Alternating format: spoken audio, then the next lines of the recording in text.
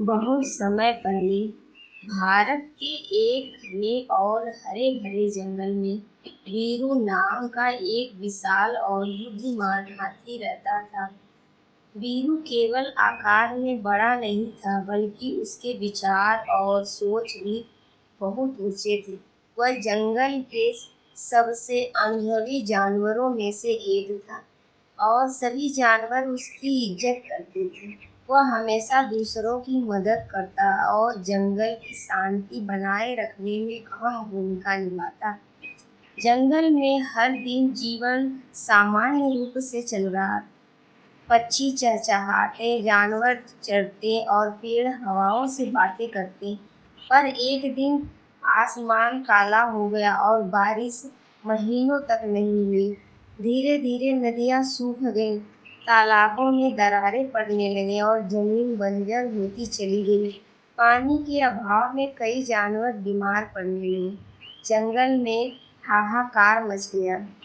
एक दिन सभी जानवर एक सभा में इकट्ठा हुए। चिंकारा, हिरण, बंदर, लोमड़ी, भालू सबने मिलकर वीरू को अपना नेता मानते हुए कहा, हमें कोई रास्ता दिखाओ वीरू भाई, अब हमारे पास बहुत कम समय बचा है। वीरू ने कुछ देर तक शांत रहकर सोचा। फिर उसने अपनी सूंड उठाकर कहा, मैंने अपने बचपन में अपने दादा हाथी से एक पहाड़ी के पीछे छुपे एक पुराने झरने की बात सुनी थी। शायद वह अब भी वहां हो। हमें कोशिश करनी चाहिए। अगले दिन वीरू ने एक समूह बनाया, जिसमें कमजोर जानवर, बूढ़े और बच्चे भी थे। उसने सबसे पहले उनके लिए एक योजना बनाई। वह उन्हें धीरे धीरे आराम से उस स्थान तक ले गया।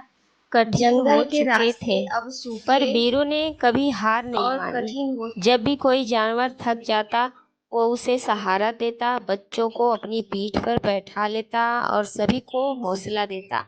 3 दिन 4 रातों की कठिन यात्रा के बाद वीरू और उसके साथी पहाड़ी के पीछे पहुंचे। वहां सच में एक छुपा हुआ झरना बह रहा था, जिसकी आवाज पेड़ों के बीच से सुनाई दे रही थी।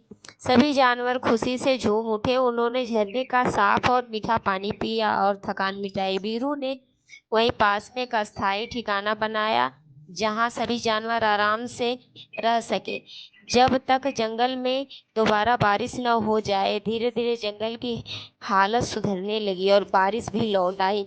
वीरू की बुद्धिमानी, धैर्य और नेतृत्व से पूरे जंगल को एक नया जीवन दिया। अब जानवर उसे सिर्फ एक हाथी नहीं, बल्कि जंगल का रक्षक कहते थे। उसकी कहानी जंगल के कोने कोने में बच्चों को लेकर बूढ़ों तक सुनाई जाती और सबको ये सिखाया जाता कि सच्चा नेता वही होता है